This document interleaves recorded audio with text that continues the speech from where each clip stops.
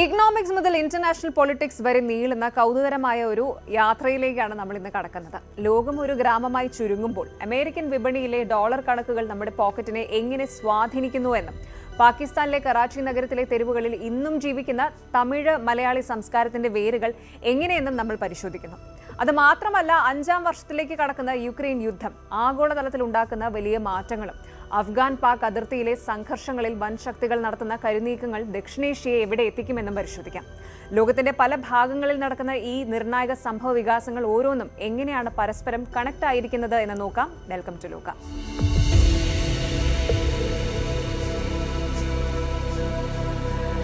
America എന്ന് കേൾക്കുമ്പോൾ നമ്മുടെ ഉള്ളിൽ ആദ്യം വരുന്നത് എന്താണ്? വലിയ വലിയ സ്കൈ സ്ക്രേപ്പേഴ്സ്, ആഡംബര ജീവിതം, പിന്നെ നമ്മുടെ രൂപയേക്കാൾ മൂല്യമുള്ള ആ പവർഫുൾ ഡോളർ, ഇതൊക്കെയല്ലേ? അമേരിക്കയിൽ ജീവിക്കാൻ ഭയങ്കര ചിലവാണല്ലോ എന്ന് വിചാരിച്ച് നെറ്റി ചുളിക്കുന്നവരാണ് നമ്മളിൽ അധികവും. ശരിയാണ്, അവിടെ വീട്ടുവാടകയും ഹോസ്പിറ്റൽ ബില്ലും ഒക്കെ കേട്ടാൽ ഞെട്ടും. സത്യത്തിൽ അമേരിക്ക അത്ര കോസ്റ്റ്ലി ആണോ? അതോ നമ്മുടെ കയ്യിലുള്ള രൂപയുടെ മൂല്യം കുറഞ്ഞതുകൊണ്ടാണോ നമുക്ക് അങ്ങനെ തോന്നുന്നത്? കൗതുകരമായ ഒരു വസ്തുത എന്താണെന്ന് വെച്ചാൽ, ചില കാര്യങ്ങളിൽ അമേരിക്കൻ വിപണി ഇന്ത്യയെക്കാൾ കസ്റ്റമർ ഫ്രണ്ട്ലി ആണ്. കേൾക്കുമ്പോൾ ശരിക്കും അത്ഭുതം തോന്നാം. ഐഫോൺ മുതൽ സെക്കൻഡ് ഹാൻഡ് കാറുകൾ വരെ ഇന്ത്യയെക്കാൾ ലാഭത്തിൽ അമേരിക്കയിൽ കിട്ടുന്നത് എങ്ങനെയാണ്? പ്രവാസികൾ പെട്ടിനിറയെ ഗാഡ്ജറ്റുകളുമായി വരുന്നത് വെറുതെ അല്ല. നമ്മളിവിടെ 10,000 കൊടുത്ത് വാങ്ങുന്ന പല സാധനങ്ങളും അമേരിക്കയിൽ നിസ്സാര വിലയ്ക്ക് കിട്ടുന്നത് എങ്ങനെയാണെന്ന് ഇക്കണോമിക്സിന്റെ ഭാഷയിൽ നമുക്കൊന്ന് പരിശോധിക്കാം. അമേരിക്ക എന്ന് പറയുമ്പോൾ ഒരു ശരാശരി ഇന്ത്യന്റെ മനസ്സിൽ ഓടിയെത്തുന്നത് ഡോളറിന്റെ ഉയർന്ന മൂല്യവും അവിടുത്തെ ആഡംബരപൂർണ്ണമായ ജീവിത രീതികളുമാണ്. ഡെവലപ്ഡ് കൺട്രീസിലെ ജീവിത ചെലവ് ഇന്ത്യയെ അപേക്ഷിച്ച് വളരെ കൂടുതലാണെന്ന ധാരണ പൊതുവെ ശരിയുമാണ്. വാടക, ചികിത്സാ ചെലവ്, പുറത്തുനിന്നുള്ള ഭക്ഷണം എന്നിവ കണക്കിലെടുക്കുമ്പോൾ അമേരിക്കയിലെ ജീവിതം ഒരു ഇന്ത്യക്കാരന് താങ്ങാവുന്നതിലും അപ്പുറമായിരിക്കാം. എന്നാൽ നാണയപ്പെരുപ്പത്തിന്റെയും കറൻസി വിനിമയ നിരക്കിന്റെയും കണക്കുകൾക്കപ്പുറം സൂക്ഷ്മമായി പരിശോധിച്ചാൽ ചില വിപണികളിൽ അമേരിക്ക ഇന്ത്യയെക്കാൾ ലാഭകരമാണെന്ന് കാണാം. ഇറക്കുമതി തീരുവകൾ, നികുതി ഘടനകൾ, ഉൽപാദന രീതികൾ, വിപണിയിലെ മത്സര സ്വഭാവം എന്നിവ കാരണം ചില പ്രത്യേക വിഭാഗങ്ങളിലെ ഉൽപ്പന്നങ്ങൾ വാങ്ങുമ്പോൾ അമേരിക്കൻ വിപണിയാണ് ഉപഭോക്താവിനോട് കൂടുതൽ നീതി പുലർത്തുന്നത്. വിദേശയാത്ര കഴിഞ്ഞ് മടങ്ങുന്നവരും അവിടെ പഠിക്കുന്ന വിദ്യാർത്ഥികളും എന്തുകൊണ്ടാണ് പെട്ടി നിറയെ ഇലക്ട്രോണിക്സും വസ്ത്രങ്ങളും കൊണ്ടുവരുന്നത് എന്നതിന്റെ പിന്നിലെ ഇക്കണോമിക്സ് പരിശോധിക്കേണ്ടതുണ്ട്. ആദ്യം തന്നെ നമുക്ക് എല്ലാവർക്കും പ്രിയപ്പെട്ട ഇലക്ട്രോണിക്സിലേക്ക് വരാം. ലേറ്റസ്റ്റ് ഐഫോൺ മോഡലോ മാക്ബുക്കോ ഇന്ത്യയിൽ ലോഞ്ച് ചെയ്യുമ്പോൾ നമ്മൾ ആദ്യം നോക്കുന്നത് അതിന്റെ വിലയാണ്. ഇന്ത്യയിൽ 1.5 ലക്ഷം രൂപയുള്ള ഒരു ഫോൺ അമേരിക്കയിൽ വെറും $900 കിട്ടുന്നത് എങ്ങനെയാണ്? ഇവിടെയാണ് നികുതി അഥവാ ടാക്സസ് വില്ലനാകുന്നത്. ഇന്ത്യയിൽ ഒരു പ്രീമിയം ഫോൺ വാങ്ങുമ്പോൾ നിങ്ങൾ നൽകുന്ന തുകയുടെ നല്ലൊരു ഭാഗം ഇമ്പോർട്ട് ഡ്യൂട്ടിയും GSTയുമാണ്. എന്നാൽ അമേരിക്കയിൽ ഈ ബ്രാൻഡുകൾ നേരിട്ട് വിപണിയിലെത്തുന്നു. അതിലുപരി അവിടുത്തെ കടുത്ത കോമ്പറ്റീഷൻ കാരണം കമ്പനികൾക്ക് വില കുറച്ചേ പറ്റൂ. പിന്നെ നമ്മൾ കേട്ടിട്ടുള്ള ആ ബ്ലാക്ക് ഫ്രൈഡേ സെയിൽ, ആ സമയത്ത് പകുതി വിലയ്ക്ക് വരെ നിങ്ങൾക്ക് ലാപ്ടോപ്പുകളും ഗെയിമിംഗ് കൺസോളുകളും കിട്ടും. അതുകൊണ്ടാണ് സ്റ്റുഡൻസും പ്രൊഫഷണൽസും ഗാഡ്ജറ്റ്സ് വാങ്ങാൻ അമേരിക്കൻ മാർക്കറ്റിനെ ആശ്രയിക്കുന്നത്. ഇനി ഫാഷനിലേക്ക് വരാം. ഫാഷൻ വിപണിയിലെ മാറ്റങ്ങളും ഇതുപോലെ തന്നെ കൗതുകരമാണ്. ഇന്ത്യയിലെ ഒരു മോളിൽ പോയി നൈക്കി ഷൂസോ ലീവൈസ് ജീൻസോ വാങ്ങാൻ നോക്കിയാൽ അതൊരു ലക്ഷറി ഐറ്റമാണ്. ഒരു എലീറ്റ് ഫീൽ വരാൻ വേണ്ടിയാണ് ഇന്ത്യയിൽ ഇത് വൻ വിലയ്ക്ക് വിൽക്കുന്നത്. ഇതിനെയാണ് ആസ്പിറേഷണൽ ഇമ്പോർട്ട് എന്ന് പറയുന്നത്. അതായത് മോഹവിലയുള്ള ഇറക്കുമതി ഉൽപ്പന്നമായിട്ടാണ് ഇന്ത്യയിൽ മാർക്കറ്റ് ചെയ്യപ്പെടുന്നത് എന്ന്. പക്ഷേ അമേരിക്കയിൽ ചെന്നാൽ ഇതൊക്കെ സാധാരണക്കാരന്റെ ബ്രാൻഡുകളാണ്. അമേരിക്കയിൽ ഇവയുടെ നിർമ്മാണവും വിതരണവും വലിയ തോതിൽ നടക്കുന്നത് കൊണ്ട് തന്നെ വില കുറവായിരിക്കും. അവിടെയുള്ള ഔട്ട്ലെറ്റ് മോളുകളിലും ഫാക്ടറി സ്റ്റോറുകളിലും വർഷം മുഴുവൻ ഡിസ്കൗണ്ട് ആണ്. ഒരു സീസൺ കഴിയുമ്പോൾ പഴയ സ്റ്റോക്ക് തീർക്കാൻ അവർ നടത്തുന്ന ക്ലിയറൻസ് സെയിലുകൾ കണ്ടാൽ നിങ്ങൾ അത്ഭുതപ്പെടും ശരിക്കും. ഇന്ത്യയിൽ 10,000 രൂപയ്ക്ക് മുകളിൽ വരുന്ന സ്നീക്കേഴ്സ് അവിടെ പലപ്പോഴും $40 മുതൽ $50 ഏകദേശം 4,000 രൂപയ്ക്ക് കിട്ടും. ചുരുക്കത്തിൽ അവിടെ ബ്രാൻഡ് എന്നത് ഒരു ആഡംബരമല്ല, മറിച്ചൊരു ക്വാളിറ്റി ചോയ്സ് മാത്രമാണ്. വാഹനപ്രേമികൾക്ക് അമേരിക്ക ഒരു സ്വർഗമാണ്. പുതിയ കാറുകളെക്കാൾ അവിടെ ഞെട്ടിക്കുന്നത് സെക്കൻഡ് ഹാൻഡ് കാർ മാർക്കറ്റാണ്. സെക്കൻഡ് ഹാൻഡ് കാറുകൾ ഇത്രത്തോളം കുറഞ്ഞ വിലയിൽ ലഭിക്കുന്ന മറ്റൊരു വിപണി ലോകത്തുണ്ടാകാൻ സാധ്യതയില്ല. അമേരിക്കക്കാർ വളരെ പെട്ടെന്ന് കാറുകൾ മാറ്റുന്ന സ്വഭാവമുള്ളവരാണ്. അതുകൊണ്ട് തന്നെ മാർക്കറ്റിൽ വൻതോതിൽ യൂസ്ഡ് കാർസ് വരുന്നുണ്ട്. സപ്ലൈ കൂടുമ്പോൾ സ്വാഭാവികമായും വിലയും കുറയും. അമേരിക്കയിൽ കാറുകൾ വളരെ വേഗത്തിൽ മൂല്യത്തകർച്ച സംഭവിക്കുന്ന ഒന്നാണ്. 1 വർഷം പഴക്കമുള്ള മികച്ച നിലവാരത്തിലുള്ള ഒരു വാഹനം പോലും ഇന്ത്യയിലെ നിരക്കുകളുമായി താരതമ്യം ചെയ്യുമ്പോൾ വളരെ കുറഞ്ഞ വിലയ്ക്ക് അവിടെ ലഭ്യമാകും. ഇന്ത്യയിൽ ഒരു പഴയ കാർ വാങ്ങാൻ പോയാൽ അതിന്റെ റീസെയിൽ വാല്യൂ കണ്ട് നമ്മൾ പേടിക്കും. കൂടാതെ റോഡ് ടാക്സും ഇൻഷുറൻസും വേറെ. എന്നാൽ അമേരിക്കയിൽ മികച്ച കണ്ടീഷനിലുള്ള വലിയ വണ്ടികൾ പോലും തുച്ഛമായ വിലയ്ക്ക് ലഭ്യമാണ്. അമേരിക്കയിലെ വികസിതമായ റീസെയിൽ നെറ്റ്വർക്ക് സാധാരണക്കാർക്ക് പോലും ഗുണനിലവാരമുള്ള വാഹനങ്ങൾ കുറഞ്ഞ വിലയിൽ സ്വന്തമാക്കാൻ അവസരമൊരുക്കുന്നു. ഒരു സ്റ്റുഡന്റിന് പാർട്ട് ടൈം ജോലി ചെയ്ത് കിട്ടുന്ന പണം കൊണ്ടുപോലും അവിടെ ഒരു കാറ് സ്വന്തമാക്കാം എന്ന് പറഞ്ഞാൽ വിശ്വസിക്കാൻ പ്രയാസമായിരിക്കും. വിദ്യാർത്ഥികളെ സംബന്ധിച്ചിടത്തോളം മറ്റൊരു പ്രധാന കാര്യമാണ് അക്കാഡമിക് ബുക്സ് എന്ന് പറയുന്നത്. പുസ്തകങ്ങളുടെയും അക്കാഡമിക് വിഭവങ്ങളുടെയും കാര്യത്തിൽ ഈ വ്യത്യാസം പ്രകടമാണ്. വിദ്യാഭ്യാസ മേഖലയിലെ അമേരിക്കയിലെ പുസ്തക പ്രസിദ്ധീകരണ ശൃംഖല ലോകത്തിലെ തന്നെ ഏറ്റവും വലുതാണ്. ഹൈ എൻഡ് റിസർച്ചും അതുപോലെ ടെക്നിക്കൽ ബുക്സും ഇന്ത്യയിലേക്ക് ഇറക്കുമതി ചെയ്യുമ്പോൾ അവയുടെ വില സാധാരണ വിദ്യാർത്ഥികൾക്ക് താങ്ങാവുന്നതിലും അപ്പുറമാകാറുണ്ട്. ഇന്ത്യയിൽ ലോ കോസ്റ്റ് എഡിഷനുകൾ ഇറങ്ങുന്നുണ്ടെങ്കിലും എല്ലാ അന്താരാഷ്ട്ര പുസ്തകങ്ങൾക്കും അത്തരം പതിപ്പുകൾ ലഭ്യമല്ല. എന്നാൽ അമേരിക്കയിൽ ഇതിനായി വലിയൊരു സെക്കൻഡ് ഹാൻഡ് മാർക്കറ്റ് ഉണ്ട്. ഓരോ സെമിസ്റ്റർ കഴിയുമ്പോഴും വിദ്യാർത്ഥികൾ പുസ്തകങ്ങൾ കൈമാറുന്ന രീതി അവിടെയുണ്ട്. ഓൺലൈൻ പ്ലാറ്റ്ഫോമുകൾ വഴി വളരെ കുറഞ്ഞ തുകയ്ക്ക് ലോകോത്തര പുസ്തകങ്ങൾ സ്വന്തമാക്കാൻ അവർക്ക് സാധിക്കുന്നു. അതായത് അമേരിക്കയിൽ ഓൺലൈൻ പ്ലാറ്റ്ഫോമുകൾ വഴിയും ലൈബ്രറി സെയിലുകൾ വഴിയും പഴയ പുസ്തകങ്ങൾ വളരെ കുറഞ്ഞ നിരക്കിൽ ലഭ്യമാണ്. ഒരു സെമിസ്റ്റർ കഴിഞ്ഞാൽ വിദ്യാർത്ഥികൾ തങ്ങളുടെ പുസ്തകങ്ങൾ കുറഞ്ഞ വിലയ്ക്ക് കൈമാറുന്ന രീതി അവിടെ വ്യാപകമാണെന്ന് പറഞ്ഞില്ലേ. ഇത് ആഗോളതലത്തിൽ അറിയപ്പെടുന്ന പുസ്തകങ്ങൾ പോലും തുച്ഛമായ വിലയ്ക്ക് സ്വന്തമാക്കാൻ വിദ്യാർത്ഥികളെ സഹായിക്കുന്നു. സ്പെഷ്യലൈസ്ഡ് സ്റ്റഡീസ് നടത്തുന്നവർക്ക് അമേരിക്കയിലെ സെക്കൻഡ് ഹാൻഡ് പുസ്തക വിപണി വലിയൊരു അനുഗ്രഹമാണ്. എന്തുകൊണ്ടാണ് ഈ 4 വിഭാഗങ്ങളിൽ മാത്രം അമേരിക്ക മുന്നിട്ട് നിൽക്കുന്നത് എന്ന് പരിശോധിച്ചാൽ അതിന് പിന്നിൽ വ്യക്തമായ ചില സാമ്പത്തിക കാരണങ്ങളുണ്ട്. ആദ്യത്തേത് നികുതിയിലെ ഇളവുകളാണ്. തദ്ദേശീയമായി വികസിപ്പിക്കപ്പെട്ടതോ വിതരണം ചെയ്യപ്പെടുന്നതോ ആയ ഉൽപ്പന്നങ്ങൾക്ക് അമേരിക്കയിൽ വലിയ നികുതി ഭാരമില്ല. രണ്ടാമതായി അവിടുത്തെ ഉപഭോക്തൃ സംസ്കാരം വളരെ ശക്തമാണ്. ലക്ഷക്കണക്കിന് ആളുകൾ ഒരേ സമയം സാധനങ്ങൾ വാങ്ങാൻ തയ്യാറാകുന്നതോടെ ഉൽപ്പന്നങ്ങളുടെ വിറ്റുവരവ് വർദ്ധിക്കുകയും അതിലൂടെ കമ്പനികൾക്ക് ലാഭം നിലനിർത്തിക്കൊണ്ട് തന്നെ വില കുറയ്ക്കാൻ സാധിക്കുകയും ചെയ്യുന്നു. കടുത്ത മത്സരം നിലനിൽക്കുന്നതിനാൽ തന്നെ ഉപഭോക്താവിനെ ആകർഷിപ്പിക്കാൻ വൻകിട കമ്പനികൾ നിരന്തരം വില കുറച്ചുള്ള വിപണന തന്ത്രങ്ങൾ പയറ്റുന്നു. ഇന്ത്യയിൽ മിക്കപ്പോഴും ഇത്തരം ഉൽപ്പന്നങ്ങൾ ഒരു വിഭാഗം ആളുകൾക്ക് മാത്രമുള്ള പ്രീമിയം ഇനങ്ങളായിട്ടാണ് നിലനിൽക്കുന്നത്. ഇതൊക്കെ കേൾക്കുമ്പോൾ അമേരിക്കയാണ് പണം ലാഭിക്കാൻ നല്ലതെന്ന് തോന്നാം. പക്ഷെ ഒരു സെക്കൻഡ്, ഈ ഒരു കോയിനിന്റെ മറുപുറം കൂടി നമ്മൾ കാണണം. ഈ പറഞ്ഞ സാധനങ്ങളൊക്കെ വില കുറവാണെങ്കിലും ജീവിതത്തിന്റെ ബേസിക് കാര്യങ്ങളായ വീടിന്റെ റെന്റ്, മെഡിക്കൽ ചിലവ്, മെഡിക്കൽ ട്രീറ്റ്മെന്റ്, ഹ്യൂമൻ ലേബർ, യാത്ര എന്നിവയ്ക്ക് അമേരിക്കയിൽ തീവിലയാണ്. ഇന്ത്യയിൽ നമുക്ക് കുറഞ്ഞ ചിലവിൽ ഒരു ഡോക്ടറെ കാണാം, അല്ലെങ്കിൽ ഒരു പ്ലംബറെ വിളിക്കാം. എന്നാൽ അമേരിക്കയിൽ അങ്ങനെയല്ല. അവിടെ സർവീസ് സെക്ടർ വളരെ കോസ്റ്റ്ലിയാണ്. അതുകൊണ്ട് മാർക്കറ്റിലെ ലാഭം നോക്കി മാത്രം ഒരു രാജ്യത്തെ വിലയിരുത്താൻ കഴിയില്ല. ചുരുക്കത്തിൽ ഓരോ വിപണിക്കും അതിൻ്റെതായ പ്രത്യേകതകളുണ്ട്. ഗുണനിലവാരമുള്ള സാങ്കേതിക വിദ്യയും ബ്രാൻഡഡ് ഉൽപ്പന്നങ്ങളും വാഹനങ്ങളും ബുക്സും സ്വന്തമാക്കാൻ ആഗ്രഹിക്കുന്ന ഒരാൾക്ക് അമേരിക്കൻ വിപണി മികച്ച ഓപ്ഷൻസ് നൽകുന്നു. ഇത് തിരിച്ചറിഞ്ഞാണ് പ്രവാസികളും വിനോദസഞ്ചാരികളും തങ്ങളുടെ ഷോപ്പിംഗ് പ്ലാൻ ചെയ്യുന്നത്. ഒരു രാജ്യം ചിലവേറിയതാണോ അല്ലയോ എന്ന് തീരുമാനിക്കുന്നത് അവിടുത്തെ ജീവിത നിലവാരവും ആ രാജ്യം ഏത് ഉൽപ്പന്നത്തിനാണ് മുൻഗണന നൽകുന്നത് എന്നും അനുസരിച്ചിരിക്കും. ഉപഭോക്താവ് എന്ന നിലയിൽ അവിടെ നിന്ന് എന്ത് വാങ്ങണം എന്നതിനെക്കുറിച്ച് കൃത്യമായ ധാരണയുണ്ടെങ്കിൽ ഡോളറും രൂപയും തമ്മിലുള്ള ഈ മത്സരത്തിൽ നമുക്ക് ലാഭമുണ്ടാക്കാൻ സാധിക്കും. ഇനി ഇന്നത്തെ ലേറ്റസ്റ്റ് അപ്ഡേറ്റ് ഇതാണ്. വരാനിരിക്കുന്ന പുതിയ ഗ്ലോബൽ ട്രേഡ് പോളിസികൾ പ്രകാരം ഇന്ത്യയും അമേരിക്കയും തമ്മിലുള്ള ഇലക്ട്രോണിക്സ് ഇറക്കുമതി തീരുവകളിൽ ചില മാറ്റങ്ങൾ പ്രതീക്ഷിക്കുന്നുണ്ട്. ഇത് ഭാവിയിൽ ഇന്ത്യയിലും ഗാഡ്ജറ്റുകളുടെ വില കുറയാൻ കാരണമായേക്കാം.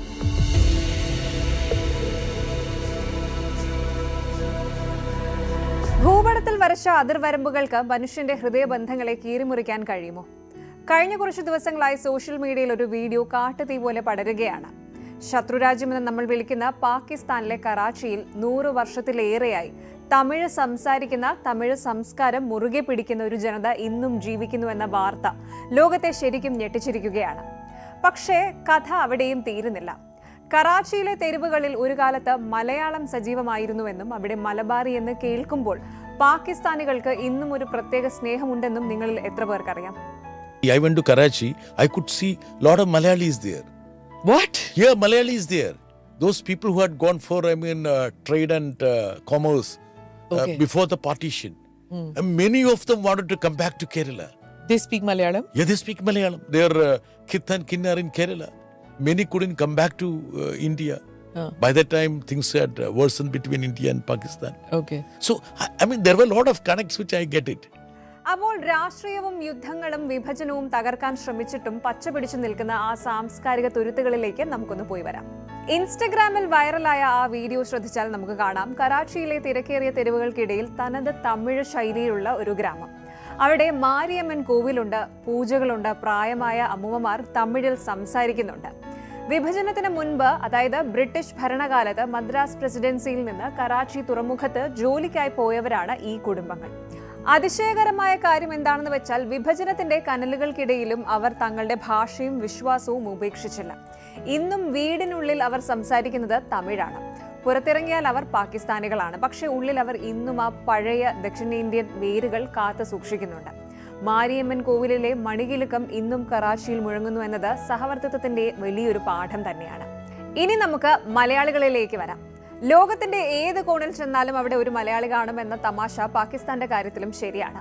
വിഭജനത്തിന് മുൻപ് കറാച്ചിയിലെ റെയിൽവേയിലും ടെലിഗ്രാഫ് ഓഫീസുകളിലും ധാരാളം മലയാളി യുവാക്കൾ ജോലി ചെയ്തിരുന്നു. കറാച്ചിയിൽ അവർക്ക് സ്വന്തമായി വായനശാലകളും ക്ലബ്ബുകളും ഉണ്ടായിരുന്നു എന്ന് കേൾക്കുമ്പോൾ അത്ഭുതം തോന്നുന്നില്ലേ? പഴയ കറാച്ചിയിലെ തെരുവുകളിൽ മുണ്ടും ഷർട്ടും ധരിച്ച് നടന്നിരുന്ന മലയാളികൾ അക്കാലത്തൊരു സാധാരണ കാഴ്ചയായിരുന്നു എന്ന്. ഓണവും വിഷുവും അവർ അവിടെ ആഘോഷിച്ചിരുന്നു. വിഭജനത്തിന് ശേഷം മിക്കവരും ഇന്ത്യയിലേക്ക് മടങ്ങിയെങ്കിലും സാഹചര്യങ്ങൾ കൊണ്ട് അവിടെ തന്നെ തുടരേണ്ടി വന്ന ചില മലയാളി കുടുംബങ്ങൾ ഇന്നും പാകിസ്ഥാനിലുണ്ട്. പക്ഷേ കാലം കടന്നുപോയപ്പോൾ അവരുടെ എണ്ണം കുറഞ്ഞു വന്നു. ഇന്ന് പലരും തങ്ങളുടെ മലയാളി സ്വത്വം വെളിപ്പെടുത്താതെ ഉറുദു സംസ്കാരത്തിന്റെ ഭാഗമായി മാറിക്കഴിഞ്ഞു. നിങ്ങൾ പാകിസ്ഥാനിലെ ഫുഡ് വ്ലോഗുകൾ ശ്രദ്ധിച്ചിട്ടുണ്ടോ? കറാച്ചിയിൽ ഇന്നും മലബാറി ഹോട്ടൽസ് എന്ന പേരിൽ അറിയപ്പെടുന്ന ഭക്ഷണശാലകൾ വളരെ പ്രശസ്തമാണ്. നമ്മുടെ കേരളത്തിലെ പൊറോട്ടയും ബിരിയാണിയും ചായയും ഒക്കെയാണ് അവിടെ മലബാറി ഫുഡ് എന്ന് അറിയപ്പെടുന്നത്. പാകിസ്ഥാനികൾക്ക് മലബാറി ഫുഡ് എന്നാൽ വലിയ കാര്യമാണ്. പണ്ട് മലയാളികൾ തുടങ്ങിയ ഈ ഹോട്ടലുകൾ പിന്നീട് പാകിസ്ഥാനികൾ ഏറ്റെടുത്തുവെങ്കിലും മലബാറി എന്ന ആ ബ്രാൻഡ് നെയിം അവർ മാറ്റിയില്ല. കാരണം അത്രമേൽ സ്വാദും സ്നേഹവും ആ പേരിനുണ്ട്. പാകിസ്ഥാനിലെ സിന്ധ് പ്രവിശ്യയിൽ മാത്രം ഏതാണ്ട് 25,000-ഓളം പേർ ദക്ഷിണേന്ത്യൻ വേരുകൾ ഉള്ളവരാണെന്നാണ് കണക്കുകൾ പറയുന്നത്. അവരിൽ മലയാളികളും തമിഴരും തെലുങ്കരും ഒക്കെയുണ്ട്. എല്ലാവരെയും അവർ വിളിക്കുന്നത് മലബാറികൾ എന്നാണ്. എങ്കിലും നമുക്ക് ഒരു കാര്യം മറക്കാൻ കഴിയില്ല. കാലം ഈ സാംസ്കാരിക അടയാളങ്ങളെ മായ്ച്ചു കളഞ്ഞുകൊണ്ടിരിക്കുകയാണ്. പുതിയ തലമുറയ്ക്ക് മലയാളമോ തമിഴോ എഴുതാനോ വായിക്കാനോ അറിയില്ല. പലരും പൂർണ്ണമായും ഉറുദു സംസാരിക്കുന്ന പാകിസ്ഥാനി പൗരന്മാരായി മാറിക്കഴിഞ്ഞു. രാഷ്ട്രീയ സാഹചര്യങ്ങൾ കാരണം സ്വന്തം പാരമ്പര്യം പുറത്തു പറയാൻ പലരും ഭയപ്പെടുന്നുണ്ട്. അടുത്തിടെ വന്ന ഒരു റിപ്പോർട്ട് പ്രകാരം പാകിസ്ഥാനിലെ മലയാളി സമാജം പോലുള്ള സംഘടനകൾ ഒരു കാലത്ത് സജീവമായിരുന്നു.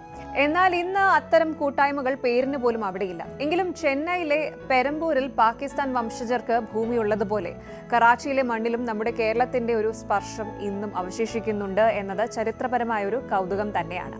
ഇപ്പോഴിതാ ഈ വൈറൽ വീഡിയോയെ തുടർന്ന് കറാച്ചിയിലെ തമിഴ് വംശജരെ കുറിച്ച് കൂടുതൽ ഡോക്യുമെന്ററികൾ ചെയ്യാൻ പല അന്താരാഷ്ട്ര മാധ്യമങ്ങളും ഇപ്പോൾ താല്പര്യം പ്രകടിപ്പിച്ചിട്ടുണ്ട്. വിഭജന കാലത്ത് വേർപിരിഞ്ഞു പോയ കുടുംബങ്ങളെ കണ്ടെത്താനുള്ള ശ്രമങ്ങളും സോഷ്യൽ മീഡിയ ഗ്രൂപ്പുകൾ വഴി നടക്കുന്നുണ്ട്. ചുരുക്കത്തിൽ രാഷ്ട്രീയവും അതിർത്തികളും മനുഷ്യരെ ഭിന്നിപ്പിക്കുമ്പോഴും ഭാഷയും ഭക്ഷണവും കലയും അവരെ വീണ്ടും കൂട്ടിയിണക്കുന്നു. കറാച്ചിയിലെ ആ തമിഴ് സംസാരിക്കുന്ന അമ്മുമ്മയും അവിടുത്തെ മലബാറി ഹോട്ടലുകളും നമ്മളോട് പറയുന്നത് ഒരേ ഒരു കാര്യമാണ്: ഹ്യൂമാനിറ്റി ഹാസ് നോ ബോർഡേഴ്സ്. മനുഷ്യത്വം എല്ലാ അതിരുകൾക്കും മുകളിലാണ്.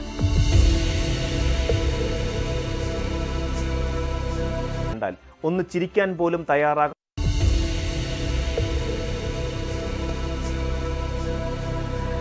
ലോക ചരിത്രത്തിലെ ഏറ്റവും കറുത്ത അധ്യായങ്ങളിൽ ഒന്ന് അതിന്റെ 5ാം വർഷത്തിലേക്ക് കടക്കുകയാണ്.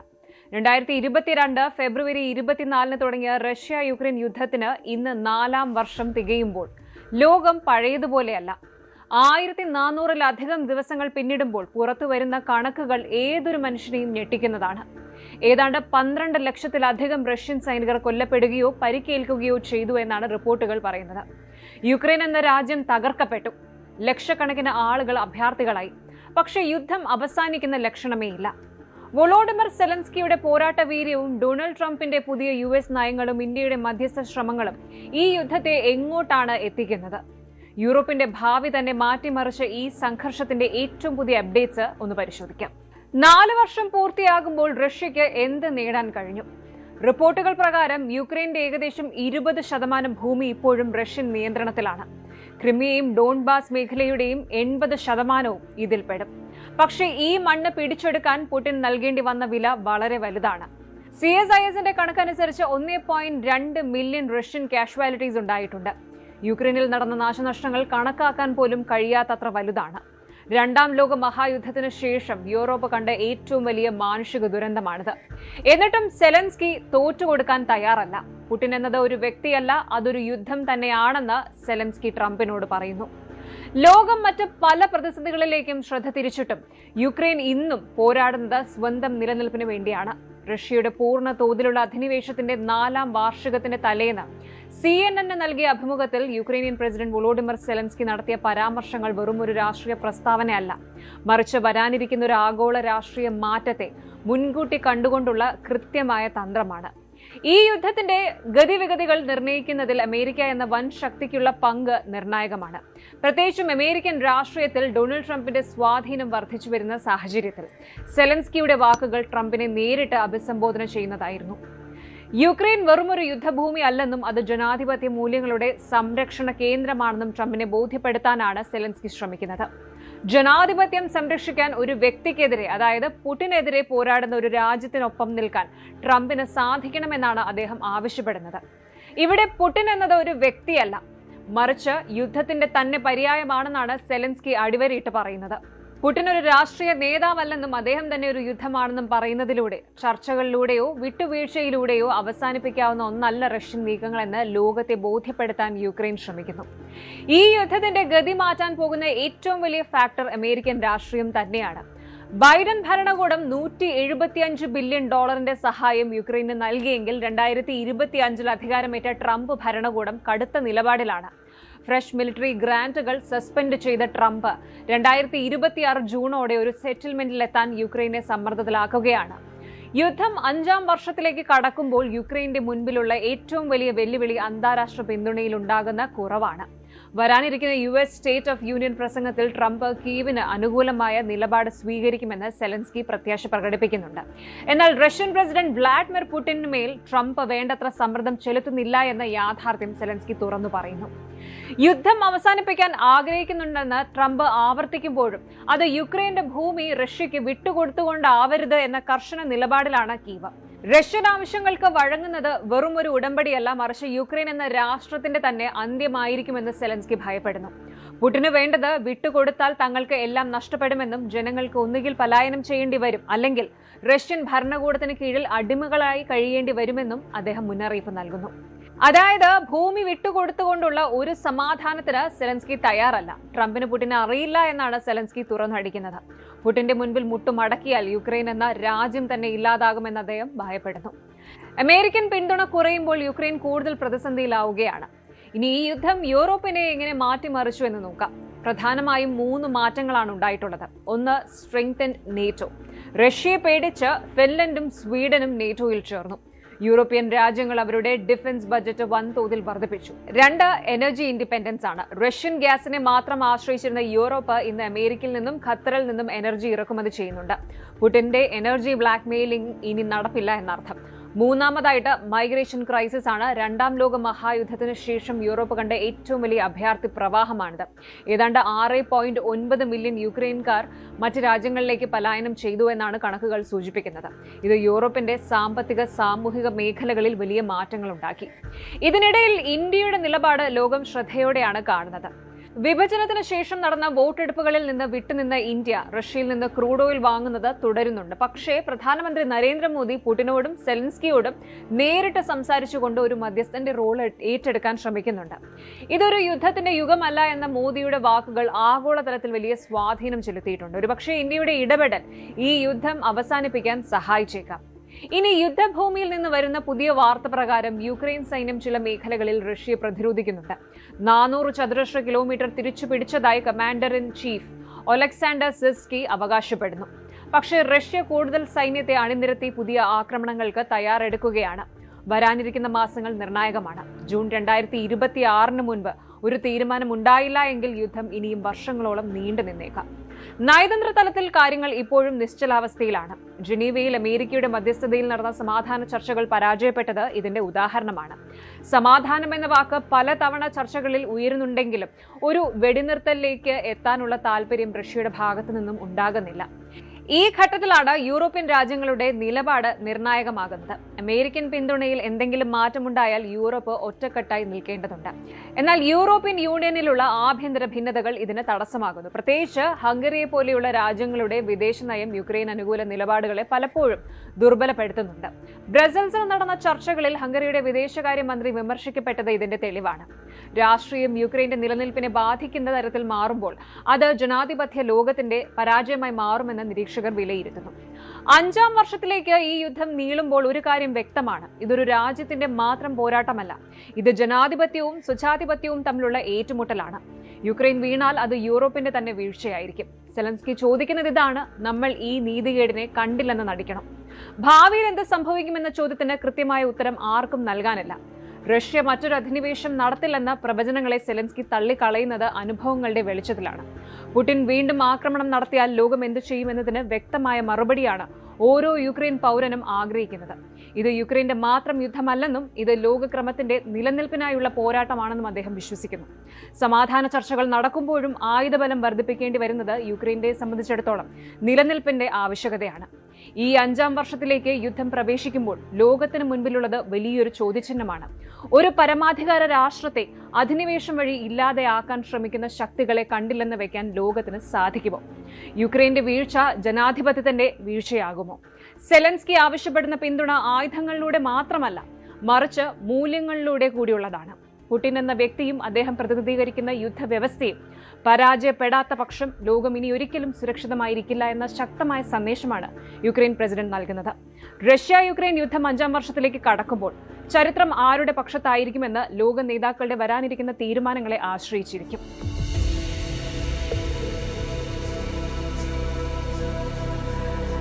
ദക്ഷിണേഷ്യൻ ചതുരംഗ കളത്തിൽ കരുനീക്കങ്ങൾ മുറുകുകയാണ്. പാകിസ്ഥാൻ അഫ്ഗാൻ അതിർത്തി കടന്ന് വ്യോമാക്രമണം നടത്തിയിരിക്കുന്നു. കേൾക്കുമ്പോൾ ഭീകരവാദത്തിനെതിരെയുള്ള പോരാട്ടമായി തോന്നാമെങ്കിലും ഇതിന്റെ പിന്നിൽ വലിയൊരു പവർ ഗെയിം തന്നെ നടക്കുന്നുണ്ട്. പാകിസ്ഥാന്റെ ഈ ബോംബിങ്ങിന് ലോകശക്തിയായ അമേരിക്ക പച്ചക്കൊടി കാട്ടിയപ്പോൾ തൊട്ടടുത്ത് നിന്ന് ഇന്ത്യ ഉയർത്തുന്ന പ്രതിഷേധം ലോകശക്തികളെ പോലും ഒന്ന് ഇരുത്തി ചിന്തിപ്പിക്കുന്നുണ്ട്. റമദാൻ മാസത്തിൽ സ്ത്രീകൾക്കും കുട്ടികൾക്കും നേരെ നടന്ന ഈ അക്രമം എന്തിനായിരുന്നു? പാകിസ്ഥാൻ ശരിക്കും ഭീകരവാദത്തെയാണോ ഭയക്കുന്നത്, അതോ സ്വന്തം രാജ്യത്തെ ആഭ്യന്തര തകർച്ച മറച്ചുവെക്കാൻ നടത്തുന്ന ഒരു ഡൈവേർഷൻ തന്ത്രമാണോ ഇത്? നമുക്ക് പരിശോധിക്കാം. ആദ്യം തന്നെ എന്താണ് സംഭവിച്ചത് എന്ന് നോക്കാം. അഫ്ഗാനിസ്ഥാനിലെ ഖോസ്റ്റ് പക്തിക പ്രവിശ്യകളിലാണ് പാകിസ്ഥാൻ വ്യോമാക്രമണം നടത്തിയത്. അവരുടെ ലക്ഷ്യം TTP അഥവാ തെഹ്രീക്-ഇ-താലിബാൻ പാകിസ്ഥാൻ എന്ന സംഘടനയായിരുന്നു. പാകിസ്ഥാൻ സർക്കാരിനെതിരെ സായുധ പോരാട്ടം നടത്തുന്ന ഈ ഗ്രൂപ്പിന് അഫ്ഗാൻ താലിബാന്റെ പിന്തുണയുണ്ടെന്നാണ് ഇസ്ലാമാബാദിന്റെ പരാതി. ഏകദേശം 70 തീവ്രവാദികളെ വധിച്ചുവെന്ന് പാകിസ്ഥാൻ അവകാശപ്പെടുമ്പോഴും റിപ്പോർട്ടുകൾ പറയുന്നത് മറ്റൊന്നാണ്. മരിച്ചവരിൽ ഭൂരിഭാഗവും നിഷ്കളങ്കരായ സ്ത്രീകളും കുട്ടികളുമാണ്. ഒരു പരമാധികാര രാജ്യത്തിന്റെ അതിർത്തി ലംഘിച്ച് പാകിസ്ഥാൻ നടത്തിയ ഈ നീക്കം താലിബാൻ ഭരണകൂടത്തെ വല്ലാതെ ചൊടിപ്പിച്ചിട്ടുണ്ട്. ഇതൊരു കടന്നുകയറ്റമാണ് എന്നാണ് താലിബാന്റെ മറുപടി. ഇവിടെയാണ് കഥയിലെ ട്വിസ്റ്റ് വരുന്നത്. അമേരിക്ക ഈ വിഷയത്തിൽ പാകിസ്ഥാനെ സപ്പോർട്ട് ചെയ്തിരിക്കുകയാണ്. ഭീകരവാദത്തിൽ നിന്ന് സ്വയം പ്രതിരോധിക്കാൻ പാകിസ്ഥാന് അവകാശമുണ്ട് എന്നാണ് US സ്റ്റേറ്റ് ഡിപ്പാർട്ട്മെന്റ് പറഞ്ഞത്. വർഷങ്ങളായി അമേരിക്കയും പാകിസ്ഥാനും തമ്മിലുള്ള ആ ലവ് ഹേറ്റ് റിലേഷൻഷിപ്പിന്റെ പുതിയൊരു വേർഷനാണിത്. അഫ്ഗാനിസ്ഥാനിൽ നിന്ന് പിന്മാറിയെങ്കിലും അവിടെയുള്ള ഐസിസ് കെ പോലുള്ള ഗ്രൂപ്പുകളെ നിരീക്ഷിക്കാൻ അമേരിക്കയ്ക്ക് ഇപ്പോഴും പാകിസ്ഥാന്റെ സഹായം ആവശ്യമാണ്. അതുകൊണ്ടാണ് ഈ അക്രമത്തെ അമേരിക്ക ഒരു സെൽഫ് ഡിഫൻസായി കാണുന്നത്. എന്നാൽ ഇത് മേഖലയിലെ സമാധാനത്തിന് ഗുണകരമാണോ എന്നത് വലിയൊരു ചോദ്യചിഹ്നമാണ്. അതേസമയം ഇന്ത്യയുടെ നിലപാട് വളരെ വ്യക്തവും ശക്തവുമാണ്. പാകിസ്ഥാന്റെ നടപടിയെ ഇന്ത്യ അതിശക്തമായി തന്നെ അപലപിച്ചിട്ടുണ്ട്. വിശുദ്ധമായ റമദാൻ മാസത്തിൽ സിവിലിയന്മാരെ കൊന്നൊടുക്കുന്നത് അംഗീകരിക്കാനാവില്ലെന്ന് ഇന്ത്യ തുറന്നടിച്ചു. ഒരു രാജ്യത്തിന്റെ സുവേർണിറ്റി, പരമാധികാരത്തെ മാനിക്കാത്ത ഇത്തരം നീക്കങ്ങൾ അന്താരാഷ്ട്ര നിയമങ്ങൾക്ക് വിരുദ്ധമാണ്. ഇന്ത്യ ഇതിനെ മറ്റൊരു ആംഗിളിലൂടെയും കാണുന്നുണ്ട്. പാകിസ്ഥാൻ ഇപ്പോൾ സാമ്പത്തികമായി തകർന്ന അവസ്ഥയിലാണ്. രാജ്യത്തിനുള്ളിൽ ജനങ്ങൾ തെരുവിലാണ്. ആഭ്യന്തര പ്രശ്നങ്ങളിൽ നിന്ന് ജനങ്ങളുടെ ശ്രദ്ധ തിരിക്കാൻ പുറത്തൊരു ശത്രുവിനെ സൃഷ്ടിക്കുക എന്നത് പാകിസ്ഥാൻ പണ്ടേ പയറ്റുന്നൊരു ഓൾഡ് സ്ട്രാറ്റജിയാണ്. സ്വന്തം വീട് കത്തുമ്പോൾ അയൽക്കാരന്റെ പറമ്പിൽ ബോംബിടുന്നത് എന്ത് ന്യായമാണെന്നാണ് ഇന്ത്യ ചോദിക്കുന്നത്. ഇന്ത്യ എപ്പോഴും പറയുന്ന ഒരു കാര്യമുണ്ട്: ഭീകരവാദത്തിന് നല്ലതെന്നോ ചീത്തയെന്നോ ഉള്ള വേർതിരിവില്ല. തങ്ങളെ ആക്രമിക്കുന്നവരെ ഭീകരവാദികളെന്നും ഇന്ത്യയെ ആക്രമിക്കുന്നവരെ സ്വാതന്ത്ര്യ സമര സേനാനികളെന്നും വിളിക്കുന്ന പാകിസ്ഥാന്റെ ഇരട്ടത്താപ്പ് ഇപ്പോൾ ലോകത്തിന് മുന്നിൽ തുറന്നു കാട്ടപ്പെടുകയാണ്. അഫ്ഗാനിസ്ഥാനെ ഇന്ത്യ കാണുന്നത് ഒരു വികസന പങ്കാളിയായിട്ടാണ്. അവിടെ ഡാമുകളും പാർലമെന്റും നിർമ്മിക്കാൻ ഇന്ത്യ സഹായിക്കുമ്പോൾ പാകിസ്ഥാൻ അങ്ങോട്ട് ബോംബുകൾ അയക്കുകയാണ്. ഈ രണ്ട് സമീപനങ്ങളും തമ്മിലുള്ള വ്യത്യാസം ഏവർക്കും വ്യക്തമാണ്. ഇന്നത്തെ ഏറ്റവും പുതിയ അപ്ഡേറ്റ് പ്രകാരം അഫ്ഗാൻ അതിർത്തിയിൽ ഇപ്പോഴും സംഘർഷാവസ്ഥ തുടരുകയാണ്. താലിബാൻ സൈന്യം അതിർത്തിയിൽ കൂടുതൽ പീരങ്കികൾ വിന്യസിച്ചതായിട്ടാണ് റിപ്പോർട്ട്. ഐക്യരാഷ്ട്രസഭയിൽ ഈ വിഷയം ഉന്നയിക്കാൻ അഫ്ഗാൻ ഭരണകൂടം നീക്കം നടത്തുന്നുണ്ട്. അതേസമയം പാകിസ്ഥാനിലെ പുതിയ സർക്കാർ സാമ്പത്തിക സഹായത്തിനായി IMFനെ സമീപിച്ചിരിക്കുന്ന ഈ ഒരു സാഹചര്യത്തിൽ ഒരു യുദ്ധമുഖം തുറക്കുന്നത് അവർക്ക് താങ്ങാനാവില്ലെന്നും നിരീക്ഷകർ പറയുന്നു. ചുരുക്കത്തിൽ തോക്കുകളും ബോംബുകളും കൊണ്ട് ഭീകരവാദത്തെ നേരിടാമെന്ന് കരുതുന്നത് ഒരു താൽക്കാലിക പരിഹാരം മാത്രമാണ്. അയൽ രാജ്യങ്ങളുടെ പരമാധികാരത്തെ മാനിച്ചുകൊണ്ടും സാധാരണക്കാരുടെ ജീവൻ സംരക്ഷിച്ചുകൊണ്ടും മാത്രമേ ഏത് പോരാട്ടവും മുന്നോട്ട് കൊണ്ടുപോകാൻ കഴിയൂ. ഇന്ത്യയുടെ കടുത്ത നിലപാട് ലോകത്തിന് നൽകുന്ന സന്ദേശവും ഇത് തന്നെയാണ്. നീതിക്കും മനുഷ്യാവകാശങ്ങൾക്കും മുകളിൽ ഒരു രാഷ്ട്രീയ താൽപര്യവും നിലനിൽക്കില്ല.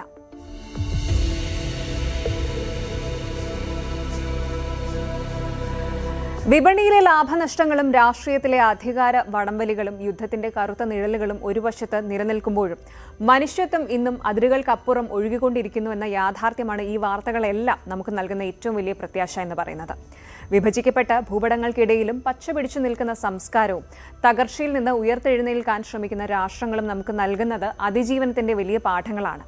ഏത് പ്രതിസന്ധിയിലും ശരിയായ അറിവും പരസ്പര ബഹുമാനവും മുറുകെ പിടിച്ചാൽ ഈ ആഗോള മത്സരങ്ങൾക്കിടയിലും സമാധാനപരമായ ഒരു ഭാവി കെട്ടിപ്പടുക്കാൻ നമുക്ക് തീർച്ചയായും സാധിക്കുമെന്ന് ഓർമ്മിപ്പിക്കുന്നു. Good night.